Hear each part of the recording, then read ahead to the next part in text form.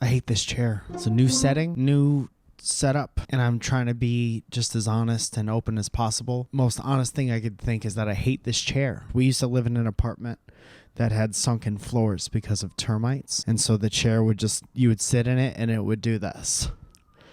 You'd be like, no, it's interesting. I'm not doing it. The chair is actually doing this.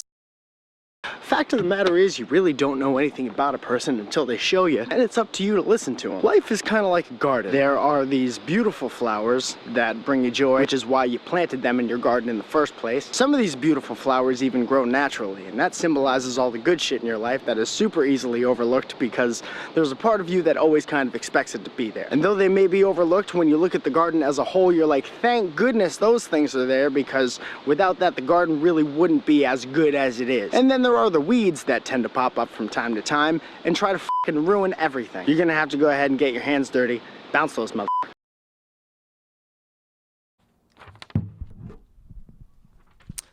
Hi, Mike. My name is Alice, and I'm 19 from Sydney, Australia. Her name isn't really Alice.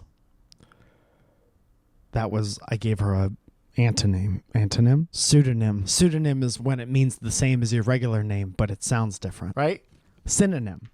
Okie dokie. So me and this guy, I'll call him Cam. His name isn't really Cam. Have a pretty turbulent past. Is there a hair? It's 4K, so you got to get at it. Also, there's a stain here. Maybe we can use that to motion track something later. I have a pretty turbulent past. He was my best friend and my first sexual partner. We weren't in a relationship. It's quite complicated. Not really. You're friends. You're in a basement. Your wieners start tingling and you touch them up. And we didn't end up well, both because he let me down as a friend and got into a relationship with another girl. When I ended it, he still wanted to be friends, and I told him that I needed at least 6 months to kind of put myself back together before we could talk. That 6-month mark is coming up soonish, and I'm not sure if I want to stand my ground when it comes to not seeing him again. Looking back, I could see that he was a bit manipulative and didn't treat me right as a friend or more than that. And if we have any chance of being friends again, I need to know that he realizes this and apologizes, but he never sees things as his fault, and I find it really hard to stand my ground in arguments even when I think I'm right. Ain't that the truth? Because sometimes you just want to stop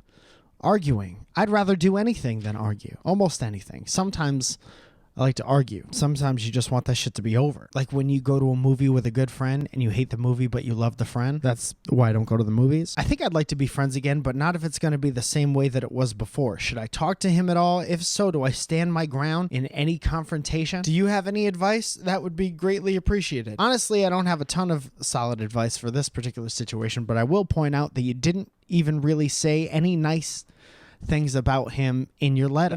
The closest thing you got to a nice thing about him was he was my best friend. He was manipulative and he let me down and he still wants to be friends. What about what you want? Spoiler alert, that's in the future. Sometimes people are just people that you used to know. Like the guy who sang that song, Someone That You Used to Know. Gautier. I'm not going to sit here and act like I don't know his name. I still like that song very much. I don't think I've ever switched that song. I don't think I've ever been like, I've had about enough. Look at this. True definition of a couch bed.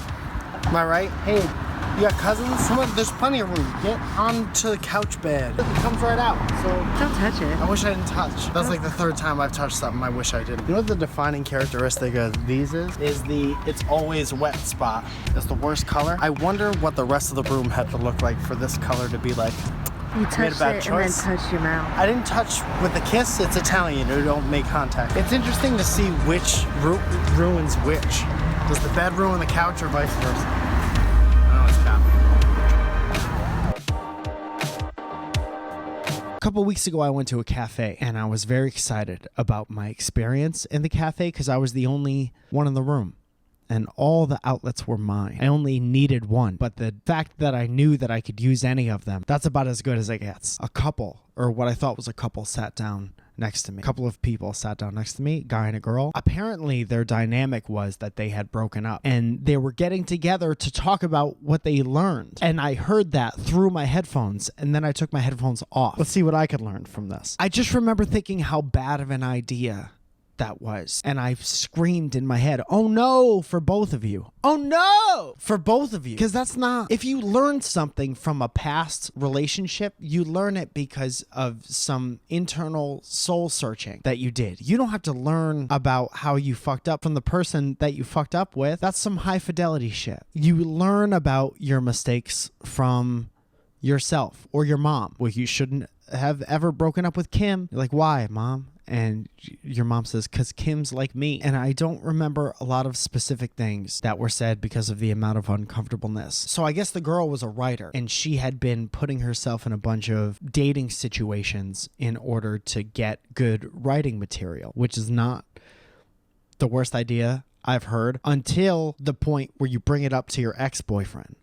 Then that's bad. So she was like, and I really don't know what to do. I'm getting all this great material, but it's not making me feel real good. So should I just keep getting myself into these crazy dating situations for the story? Or should I find a situation that's better for me and better for my heart? She asked her ex-boyfriend this. And her ex-boyfriend was clearly the one who got broken up with. Sometimes you could just tell it's a posture thing. So she's telling him all this stuff about her new sleuth lifestyle. She's sleuthing around town, and then she takes out a notebook and she's like, I've written all my past experiences in this notebook. So imagine being the ex-boyfriend and being like, so just so you know, your worst nightmare is in this book. This is everyone I've slept with since you, and this is everything that we've done. And so she takes out this notebook, and the boyfriend obviously like playfully grabs it, and then there's like a tug of war, and then the tug of war lasts too long, and then she goes, whoa, chill. And that's when I left, because there's a certain amount of uncomfortableness that I could sit in and be like, I'm gonna benefit from this. Maybe I'll learn a little bit about myself. Maybe these two people had this horrible meeting in this beautiful cafe to benefit me, which is what it felt like up until that point. And then once this got to be too much, check please,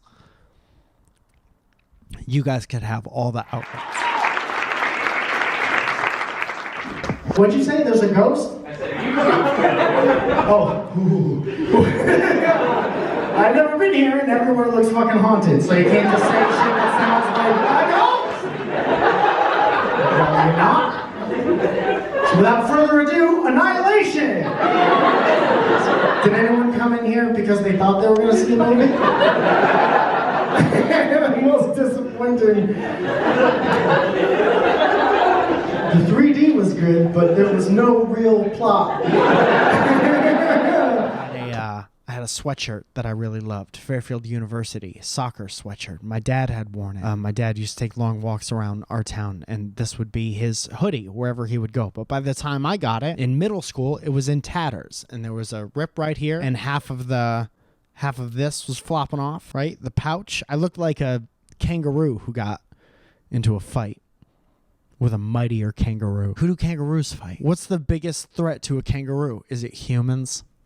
Is it us? Didn't mean to actually make a point. So I kept wearing it, and then less and less people would talk to me because I looked like if garbage came to life and was sitting in English class. All right, everybody pair up. Steven, you're with garbage. And I think from that, I learned that the longer you stick with something that's a piece of shit, the longer you look like an asshole. And I think that's the lesson here. It's okay to leave stuff in the past, man. I was on Twitter this morning, and one of the trending hashtags were old things I want back. Everyone's so fearful about the future and so precious about nostalgia. And that's nice. I watch old wrestling. I listen to old music, and I love that shit. But as soon as that shit starts to make me sad, and as soon as I can't look to the future for hope, and the new things that will make me sad later, I'm out of it. Always have something to look forward to.